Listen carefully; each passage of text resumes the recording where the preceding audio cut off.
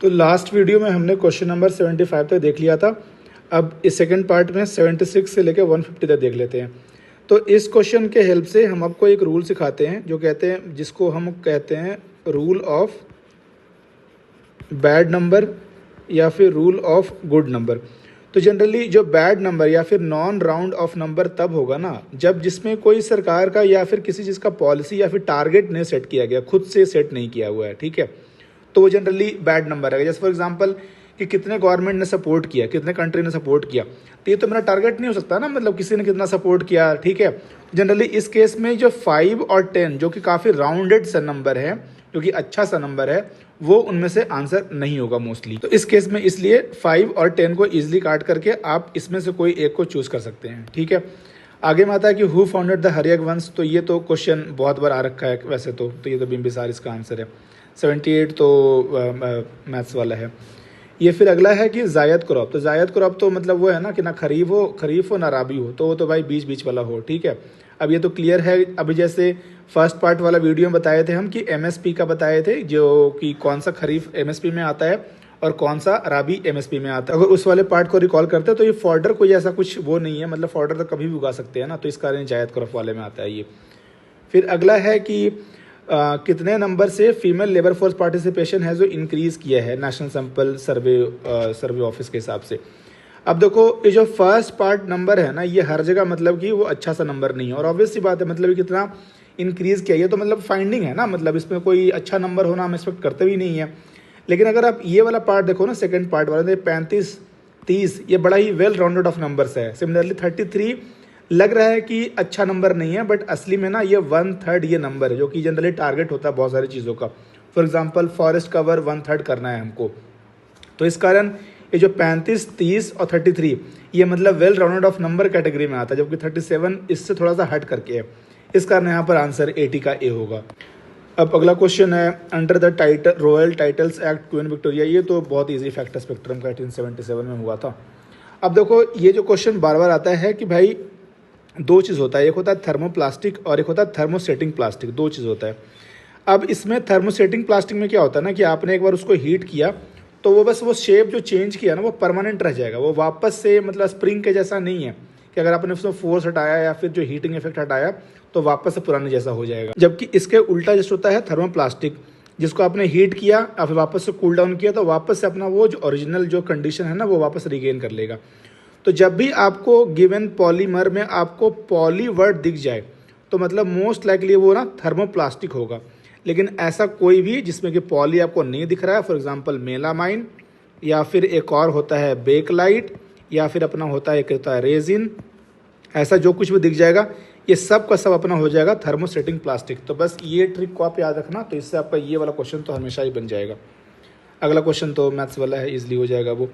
अब देखो ये भी कैसे बड़ा अच्छे से होगा। 100 year of Indian national Congress in Bihar was edited by. अब देखो बिहार का कुछ ऐसा कुछ चीज़ लिखा जा रहा है, मतलब कोई डॉक्यूमेंट या फिर कोई किताब लिखा जा रहा है, तो मोस्ट लाइकली कोई बिहार का आदमी होगा वही लिखेगा ना उस चीज़ को। तो अब यहाँ पर सरनेम देखो, सरनेम ओझा ये हल्का बिहार वाला सरनेम है। दत्ता कैसा सरनेम है, ये हल्का सा बंगाली सरनेम है। जो देसाई कैसा सरनेम है, ये हल्का सा गुजराती सरनेम है। तो यहाँ पर मिश्रा और यहाँ पर ये ओझा, यही दो केवल सरनेम है जो केवल बिहार टाइप का सरनेम है, बिहार के आदमी की जैसा सरनेम है। इस कारण आंसर या तो ये होगा या तो सी होगा, ठीक है। यहाँ पर इसका असली आंसर ए है।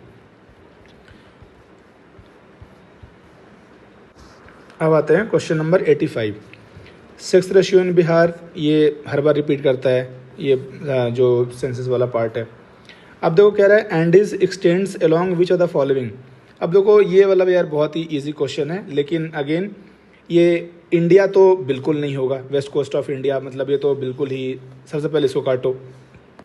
Similarly east coast of Australia काट दो, क्योंकि जनरली जो माउंटेन्स होते हैं, आपने पढ़ा भी होगा, ये क्वेश्चन आता भी रहता है यूपीएससी में, कि जनरली जो वेस्ट कोस्ट है ना किसी भी कॉन्टिनेंट का, उधर को रहता है अपना जो कोई भी माउंटेन्स होता है। तो यहाँ पर इसका असली आंसर यहाँ पर west coast of South America है। नॉर्थ अमेरिका वाले को कहते हैं रॉकीज़ कहते हैं, ठीक है। अगला है 87, कह रहा है चाचनामा। अब देखो वो वाला क्वेश्चन याद करो जिसने बताया था कि जो हाईकोर्ट वाला क्वेश्चन में ना जम्मू कश्मीर लद्दाख हाईकोर्ट आंसर था। तो इतना जो बीपीएससी का ये एग्जामिनर वो इतना एफर्ट क्यों मार रहा है कि मतलब बड़ा सा लंबा सा आंसर दो, मतलब कि मोस्ट लाइकली वो सही होगा तभी तो ना। तो ये मतलब इसका कोई साइंटिफिक रैशनल या लॉजिक नहीं है, बट ये जस्ट ऑब्जर्वेशन है कि मतलब ऐसे ही आंसर अभी तक रहा है बीपीएससी वाला। तो इस कारण इसका जो आंसर है वो थोड़ा हम सी की तरफ इंक्लाइन हो गए इसमें। अब देखो अगला क्वेश्चन बड़े अच्छे से सॉल्व हो जाएगा तरीके से। कह रहा है कि कौन सा radiation is used to get relief from body act.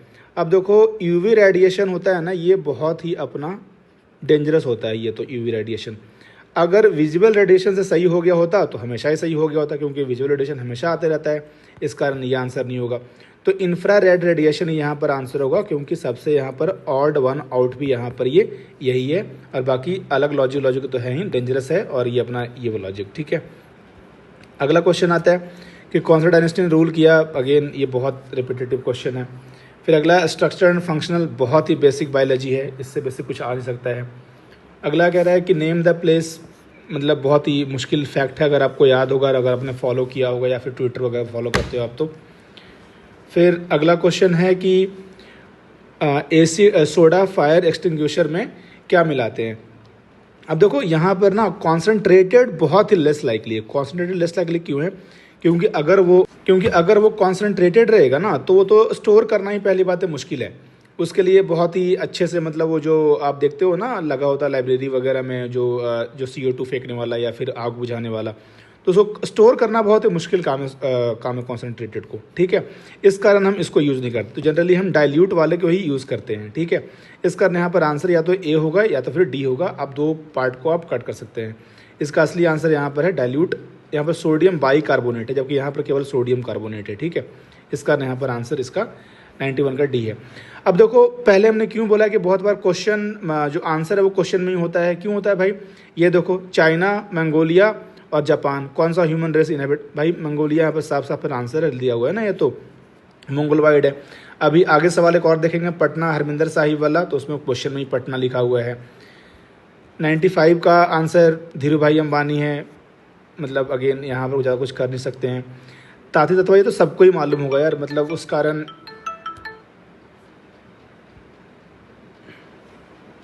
तो एक और क्वेश्चन आएगा जो पटना हरमिंदर साहिब वाला, तो बहुत बार क्वेश्चन आंसर क्वेश्चन में होता है, थोड़ा ध्यान रखना है इस चीज़ को।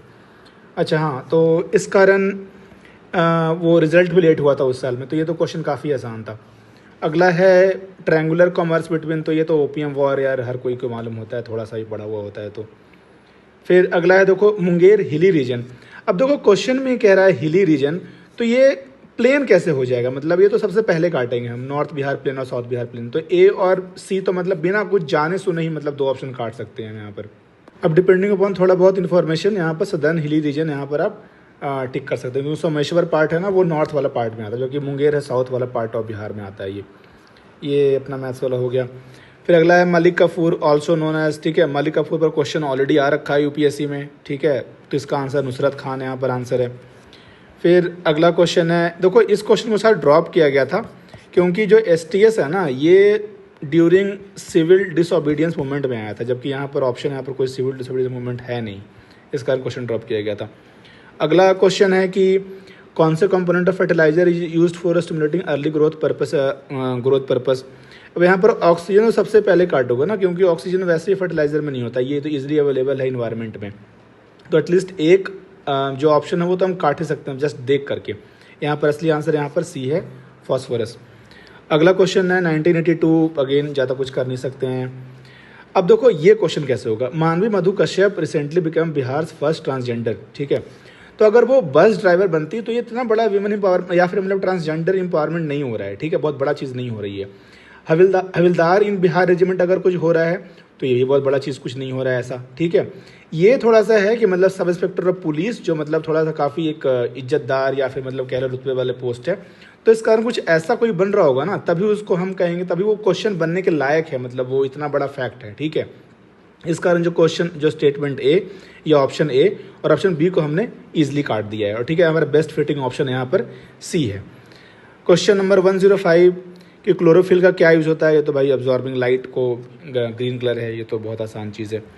अब देखो ये अगला question, I have the streets a कुट्टी क्रिकेट हिस्ट्री।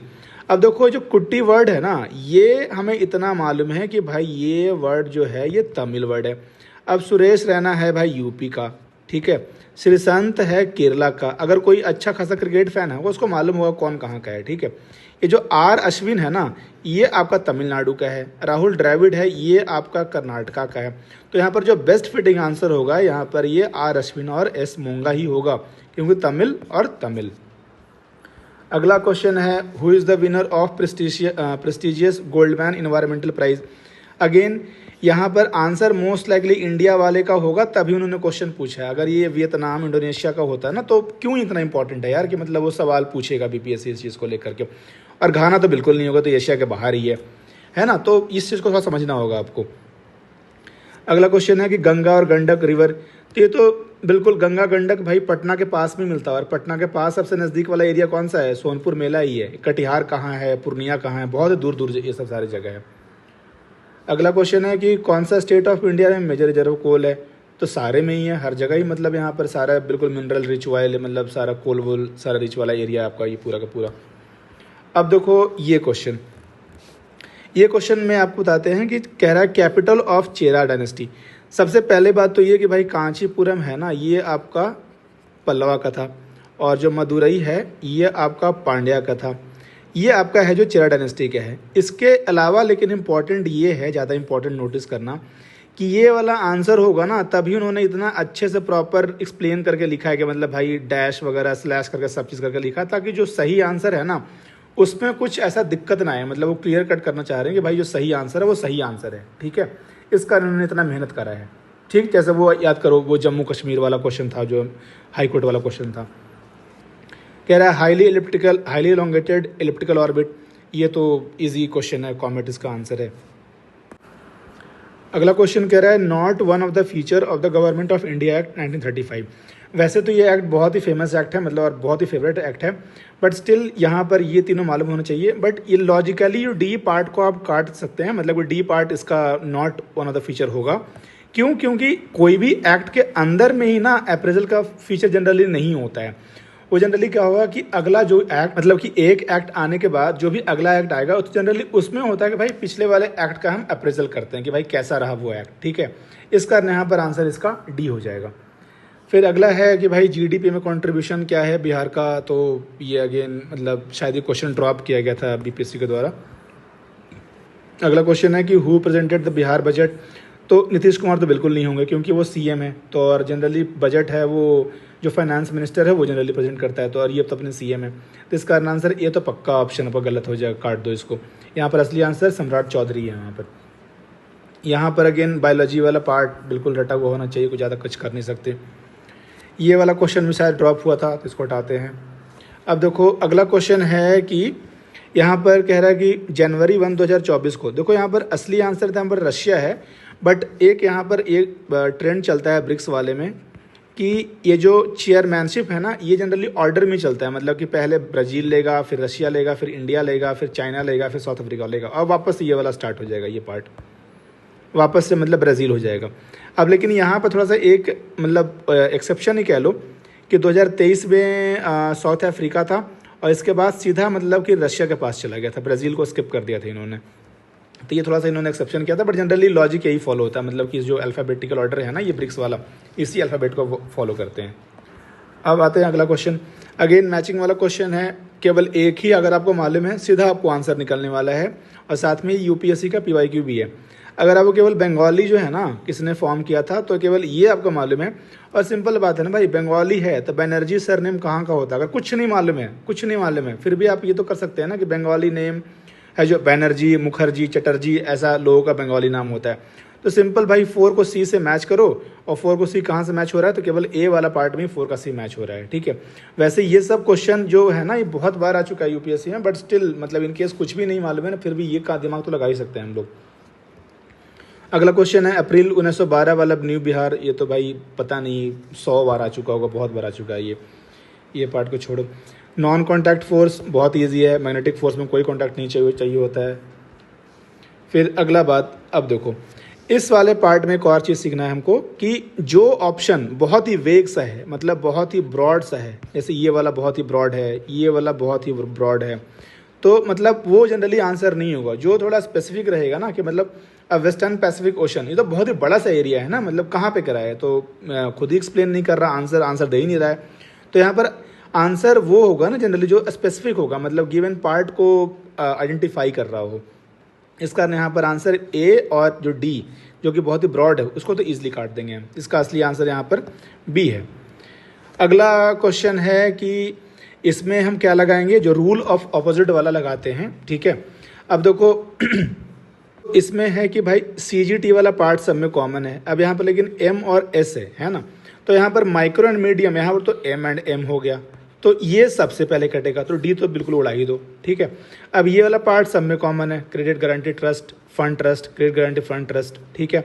अब देखो लेकिन यहाँ पर इन्होंने लिखा है मैक्रो, यहाँ पर इन्होंने लिखा मैक्रो, यहाँ पर लिखा है माइक्रो, ठीक है। मैक्रो के लिए क्यों होगा, मतलब सब चीज़ तो हम पढ़ते हैं, micro small and medium enterprises पढ़ते रहते हैं ना, तो इसलिए यहाँ पर आंसर इसका सी है। और यहाँ पर कौन सा रूल लगाया है हमने, रूल ऑफ अपोजिट वाला लगाया है हमने यहाँ पर। अब अगला क्वेश्चन है कि आजीविका सेक्ट के बारे में पूछ रहा है ये। अब आजीविका सेक्ट के बारे में कह रहा है, तो अब कह रहा है मखाली गोसला वॉज इट इम्पोर्टेंट लीडर, ठीक है, चलो भाई नहीं मालूम है ज़्यादा कुछ, ठीक है। कह रहा है फिर central idea of the philosophy was नियति दैट इट्स फेट, ठीक है, ये भी नहीं मालूम। Discrimination on the basis of caste and class, देखो अब ये गलत लिखा है इन्होंने, क्योंकि वो जो आजीविका सेक्ट वगैरह था ना, ये तो सारे मतलब थोड़े प्रोग्रेसिव थे ना, मतलब ये सब के सब, तो ये डिस्क्रिमिनेशन नहीं करने वाले में से होंगे, तो ये तो जस्ट ऑपोजिट लाइन लिखा हुआ है, तो सी तो बहुत ही हम इजीली काट देंगे। और अब खुद सोचो ना, ऐसा कोई सेक्ट के बारे में BPSC या UPSC क्यों पूछेगा जो कि डिस्क्रिमिनेट करेगा कास्ट क्लास के बेसिस पर, बिल्कुल नहीं पूछेगा उसके बारे में। इस कारण सी सबसे पहले हम काट देंगे, सी काटते हमारा आंसर जो है ये ए और कहाँ गया, अच्छा सी नहीं कट रहा है, तो सी में मतलब कि यहाँ पर सी में यहाँ पर ए तो बिल्कुल कट गया हमारे पास में, ठीक है। और बाकी ये तो हमेशा काट के चलते हैं, मतलब कि यहाँ पर, ठीक है। तो यहाँ पर ये करते ही, बाकी तो मतलब ए और डी तो पक्का पक्का सही हो गया। अब यहाँ पर बी है नियति दैट इज फेट, तो डिपेंडिंग अपॉन थोड़ा बहुत आइडिया होगा तो अकॉर्डिंगली आप मतलब कि बी और सी में से आप चूज कर सकते हो आंसर को। असली यहाँ पर आंसर यहाँ पर बी दिया है। क्वेश्चन नंबर 126, तो कह रहा है कि ड्रेनेज सिस्टम हो, तो ये तो घाघरा बहुत ही ईजी है, नर्मदा कहाँ है, महानदी कहाँ है, यमुना कहाँ है, तो बिल्कुल बहुत ही दूर दूर है ये तो। अब ये फैक्ट भाई रटा हुआ है तो ठीक है, नहीं तो और कुछ इसका कर नहीं सकते ज़्यादा। इस वाले क्वेश्चन में भी सब बिल्कुल सेम सा ही है, मतलब अच्छा खासा सब टेक्निकल सा साउंड कर रहा है, अच्छा खासा, तो अगेन इसमें तो ज़्यादा कुछ काट नहीं सकते। ये वाला पार्ट आसान है, major cause of air pollution burning of fossil fuel, ये तो जग जाहिर फैक्ट है ये तो। अब ये वाला मैथ्स वाला पार्ट है, ये वाला पार्ट में क्या है कि आईए ने, और ये बहुत ही ईजी है कि आज़ाद हिंद फौज था जो रंगून में फॉलो हुआ था, तो बस ये अगेन फिर से देखो, एक केवल आंसर मालूम होते सीधा आंसर यहाँ पर 4 का डी यहाँ पर निकल गया। ये R = V = IR, एक सेकेंड, ये V = IR, ये बचपन से पढ़ते रहते हैं। अब ये V वोल्टेज है, I करंट है और R रेसिस्टेंस है। अब देखो इसी क्वेश्चन के बारे में बोल रहे थे हम कि पटना साहिब यहाँ पर बोल रहा है, तख्त श्री कहाँ है, तो पटना साहिब, तो भाई पटना का आंसर पटना, जैसे मंगोलिया का आंसर मंगोलिया था। अब देखो ये क्वेश्चन में भी कुछ ऑप्शन हम कैसे काट सकते हैं, ये देखो ये क्या बोल रहा है कि लेट्स मूव, बहुत ही मतलब कि नॉन टेक्निकल सा, बहुत ही अच्छा सा साउंड करने वाला नहीं है जो ट्रिक से बताए थे, तो सबसे पहले इसको काटो। अब देखो ये ना ग्रामेटिकली थोड़ा गलत है, टुगेदर के बाद ही जनरली हम कॉमा नहीं लगाते हैं, मतलब इसका कोई मतलब बनता नहीं है, ग्रामेटिकली गलत है, तो इस कारण भी यहाँ पर आंसर यहाँ पर ए भी तो सबसे पहले काट दोगे, मतलब बहुत ही ईजी तरीके से। अब डिपेंडिंग अपॉन थोड़ा मतलब ना CD में बच जाएगा आपको, तो यहाँ पर थोड़ा लक वाला खेलना पड़ेगा, 50% वाला। यहाँ पर असली आंसर यहाँ पर सी है। अब देखो यहाँ पर देखो आंसर जैसे बताया है कि अगर कोई क्वेश्चन इंटरनेशनल लेवल पर पूछा हुआ है तो मोस्ट लाइकली इंडिया आंसर होगा, तभी इन्होंने पूछा होगा। यहाँ पर सिमिलरली अगर इन्होंने नेशनल लेवल पर सवाल पूछा तो मोस्ट लाइकली आंसर ना कोई बिहार का कोई एरिया होगा, तभी उन्होंने जाकर के पूछा इस चीज़ को, ठीक है। ये आंसर कोई और दूसरा जगह का नहीं होगा, ठीक है। इस कारण यहाँ पर ए और सी को आप काट सकते हैं, तो यहाँ पर आंसर जो बी है गिरिराज सिंह है। अगला है, कह रहा है कि mineral occurs in the Minas Gerais province of Brazil. अब देखो सबसे पहली बात ना कि कोल को हम मिनरल नहीं मानते हैं, ये कोल मिनरल होता ही नहीं है। जब कोल मिनरल होता ही नहीं तो आंसर कैसे हो जाएगा ये तो सी तो पहले काट दो, तो एटलीस्ट एक ऑप्शन तो कट गया ना मेरे पास, मतलब सिंपल नॉर्मल नॉलेज से, भले ही मैं ये नहीं मालूम है मिनास गेराइस कहाँ है, ठीक है। अब कह रहा है कि ये आदमी को appointed as a new prime minister of which country in April 2024। अब देखो कोई कंट्री में नॉर्मल तरीके से पीएम अपॉइंट हो रहा है या कोई कुछ हो रहा है, वो तभी होगा ना जब वो अपना पॉलिटिकली स्टेबल कंट्री रहेगा, ठीक है। अब देखो भाई, मालूम है कि येमेन बहुत ही पॉलिटिकली अनस्टेबल है, पैलेस्टीन तो बहुत ही मतलब कुछ कंट्री वो एग्जिस्ट करता भी नहीं अच्छे से, सिमिलरली लेबनान है, ये सब सब मतलब कि बहुत ही पॉलिटिकली अनस्टेबल कंट्री है। यहाँ पर एक कुवैत ही है जो थोड़ा बहुत अच्छा खासा पॉलिटिकली स्टेबल कंट्री, इस कारण यहाँ पर ये आंसर ये होगा। और अपने जो पीएम हैं वो जाते भी रहते हैं कुवैत वगैरह या मिडिल ईस्ट कंट्रीज़ में, इन कंट्रीज़ के पास में। अगला है कि कौन से सेक्टर में हाईएस्ट एलोकेशन है। हमेशा एजुकेशन में ही होता है, बहुत ज़्यादा इसमें एलोकेशन जाता है। ये कोई 24-25 का बात नहीं है, 25-26 का ही खोल लो, एजुकेशन ही आंसर मिलेगा उसका भी आपको, ठीक है। अब ये देखो इसी क्वेश्चन के बारे में बोल रहे थे, क्वेश्चन नंबर 5 जाकर वापस देखो इसी पेपर का, वहाँ पर आंसर आपको ऑलरेडी उन्होंने दे दिया है कि भाई 104th वाले में ना जो 2 सीट्स हैं उनको एबॉलिश किया गया है। इसी कारण कहते हैं कि जो पेपर है उसको एटलीस्ट 2 या 3 राउंड में पेपर को सॉल्व करना चाहिए, क्योंकि बहुत बार क्वेश्चन पेपर में ही आंसर होता है दूसरे क्वेश्चन का, ठीक है। ये बहुत ही बार बार रिपीटेटिव फैक्ट है अपना 1.4 किलोवाट वाला। लेकिन इसमें अगर हमको कुछ नहीं मालूम होगा ना तो जनरली हम एक rule of middle number follow करते हैं। फॉर एग्जांपल जैसे 1.2, 1.4, 1.6, 1.8, तो ये वाला हाईएस्ट है, ये वाला लोवेस्ट है, तो जनरली कोई मिडिल नंबर वाले को हम टिक कर लेंगे और उसको जो आंसर आ जाएगा, जो लक अगर काम कर गया तो कर गया। सिमिलरली यहाँ पर भी बहुत ही मुश्किल सवाल है, लेकिन हम यहाँ पर एग्जाम में क्या करेंगे भाई, 500 लोवेस्ट है, 2000 हाईएस्ट है, तो बीच का बच गया 1500 या फिर 1000 बच गया, तो इसमें से किसी एक को हम टिक कर लेंगे और वो मेरा आंसर निकलना होगा, तो अगर लक से निकल जाएगा वो। अगला 142 कह रहा है प्रोसेस ऑफ ब्रेकिंग डाउन। देखो ये सिंपल क्वेश्चन है, वर्ड को ब्रेक करने वाला। अगर ये आप वर्ड को ब्रेक करोगे ना तो ये वर्ड डिकम्पोजिशन को कैसे लिखोगे, डी प्लस कंपोज, है ना। कंपोज का मतलब होता है बनाना, तो डी मतलब क्या होगा, डी प्लस कंपोज मतलब तोड़ना, ठीक है। तो ब्रेकिंग डाउन वही तो आंसर होगा, डिकम्पोजिशन, ठीक है। तो ये ऐसे क्वेश्चन वाले को ना मतलब आप इजीली वर्ड ब्रेक करके आप कर सकते हैं। अगला क्वेश्चन है 143। ये क्वेश्चन भी ऐसा है जो कि आपको मालूम है तो ठीक है, नहीं तो कुछ कर नहीं सकते। ये देखो ये क्वेश्चन को आपको अगर नहीं आता है फिर भी आप सोच सकते हैं, अगर आपने हल्का सा भी न्यूज़ वगैरह फॉलो कर रखा हो, कि लास्ट ईयर ना इजराइल और ईरान में बहुत ज़्यादा लड़ाई वड़ाई हो रखा था, जिसमें कि जो ईरान है ना, ईरान है जो हमास को सपोर्ट करता है, तो मोस्ट लाइकली वो यहीं आकर भागा होगा ना, तभी वो असैसिनेट हुआ होगा ना, क्योंकि इजराइल ने वहाँ पर बम फेंका था ईरान में, तो मोस्ट लाइकली वो यहीं मरा होगा इसी कारण, ठीक है ना। अगला क्वेश्चन है 145 का, ये नॉर्मल फैक्ट है, कोई बड़ी बात नहीं है। अब देखो 146, ये कह रहा है अमरकोशा सिस्टम में। अब देखो इसमें अगेन वर्ड ब्रेक वाला सिस्टम देखो, ये जो मारू है ये बेसिकली क्या है, हम नॉर्मल हिंदी में पढ़ते हैं मरुस्थल, है ना। तो मरुस्थल क्या होता है, वो डेजर्ट ही तो होता है ना वो, तो मरुस्थल डेजर्ट है, तो भाई बी तो मेरा पक्का पक्का सही है। अब बी को सही करते ही सबसे पहले बी को इसको काटो, ठीक है, और ठीक है। अब देखो आगे देखो, उर्वरा, ये भी फर्टाइल होता है कि भाई बहुत ही उर्वर सॉइल है ना, तो उसको फर्टाइल ही बोलते हैं, ठीक है ना। तो यहाँ पर ए और बी तो भाई पक्के पक्का बात सही है। इसका आंसर यहाँ पर सी भी कट गया है मेरे से। अब देखो देव मैत्रिका, अब देखो यहाँ पर देव लग रहा है यहाँ पर, ठीक है, तो मोस्ट लाइकली यहाँ पर उन्होंने ऐसा सोचा होगा कि जो रेन है ना वो कोई देव प्रोवाइड करते हैं, मतलब कोई भगवान देते हैं, इस कारण उन्होंने वो वाला जो सॉइल है ना लैंड को उन्होंने देव मैत्रिका बोल दिया होगा, क्योंकि लैंड वो रेन से आ रहा है वो, इस कारण, ठीक है। तो इस कारण यहाँ पर आंसर है जो यहाँ पर डी वाला फॉलो हो जाएगा। तो अगर मुझे ए बी और डी मालूम है तो आंसर भाई इजली मेरा डी हो जाएगा यहाँ पर।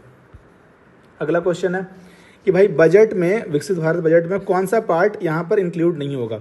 अगेन जो सस्टेनेबल डेवलपमेंट है ना, ये अपना बहुत ही ब्रॉड फीचर है, तो इसको क्यों इंक्लूड करेंगे, तो मतलब कि अलग अलग पार्ट में इंक्लूड होगा ना वो, तो जैसे एनर्जी सिक्योरिटी ये इसी का पार्ट है, एम्प्लॉयमेंट वाला पार्ट इसी का पार्ट है, प्रोडक्टिविटी इसी का पार्ट है, तो इस कारण इतना ब्रॉड चीज़ को जनरली वो इंक्लूड नहीं करेंगे, ठीक है। तो ये वाला पार्ट उनका पार्ट होगा बजट का, ये वाला पार्ट नहीं होगा, इस कारण आंसर यहाँ पर डी हो जाएगा।